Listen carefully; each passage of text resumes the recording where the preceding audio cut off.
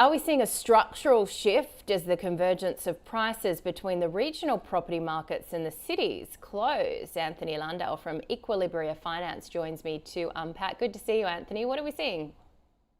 Yeah, nice to be here. Look, I think we are starting to see some data that indicates that post COVID. Through COVID, we had a new phenomenon where we saw the regions grow greater than the capital cities. The regionals were about 3.77% through COVID. The capitals around 1.45%. But we're actually now seeing that shift come back.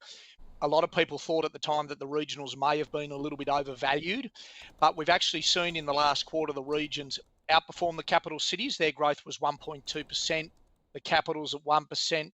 But what we've also seen is over a 12-month trend, we've seen the regionals grow 4.9% in values, which is above those COVID levels of 3.77%, albeit capital city growth has been at 8.7% over the last 12 months.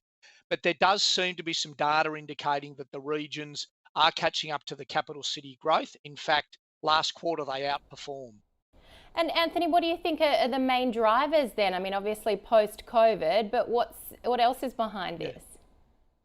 Yeah, look, I think there's a couple of reasons that this is happening. I think affordability definitely is coming into play for some people. Interest rates, serviceability assessment, just the sheer cost to live in a capital now is forcing some people to rethink where they live. I guess the other phenomenon is the working from home. People are now only going into the city maybe 2 or 3 days a week. There's different employment policies. Often employees have some say in terms of their working arrangements. So people are happy to commute up to 2 or 3 hours a day potentially for their 2 or 3 days in the city and then live in a region where it's more affordable. There might be some lifestyle choices around that as well. I think the other thing to mention with that is that vacancy rates in our capital cities on office space is around 20%. And that seems to support the fact that this working from home phenomenon, while some corporates are now are putting policies in place around that, seems to be getting a little bit stickier and people are deciding to live within those commutable regions. So I think they're the main two reasons: affordability and how we work. And what do you think structurally is changing as well? I mean, obviously the working from home phenomenon that you just touched on, changing the way that we work from the pandemic, but there's always been this tree change, sea change phenomenon too.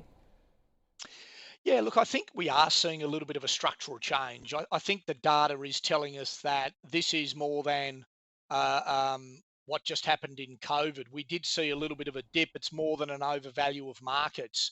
We're seeing areas like the Sunshine Coast, Newcastle, Wollongong, Ballarat, Geelong. We're seeing some areas around Albany in Western Australia that are seeing really, really strong growth, not only in housing values, but rental values. So people are wanting to live there, whether they're buying or whether they're renting. So these areas are attracting owner occupiers and investors. So yeah, I think there's the tree change aspect to it. People looking for that lifestyle, that way of living, which is being supported by working from home, how we work, and affordability constraints for some people are meaning that they haven't got any choice. They've got to look at other areas and would prefer to move within a commutable distance.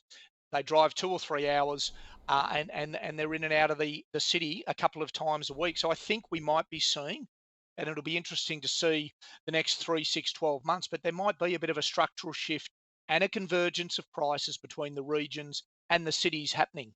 And Anthony, I was going to ask in terms of the forecast, I know it's hard to say, but if we have seen the peak of the interest rate hiking cycle and we start to see cuts towards the end of the year, does that shift things too?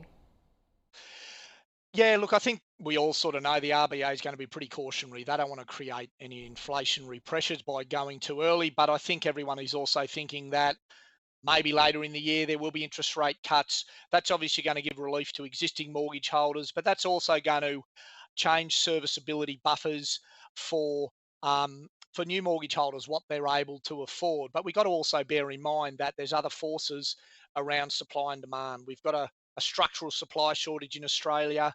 Migration numbers are still high. We're not really seeing overall a slowdown in the market. sure, there are some areas, some capital cities that are starting to slow. So I think while the interest rates might cut, people's capacity might go up, that might also stimulate and keep demand fairly strong in the capital city. So I can't see that really impacting this potential convergence that we're talking about.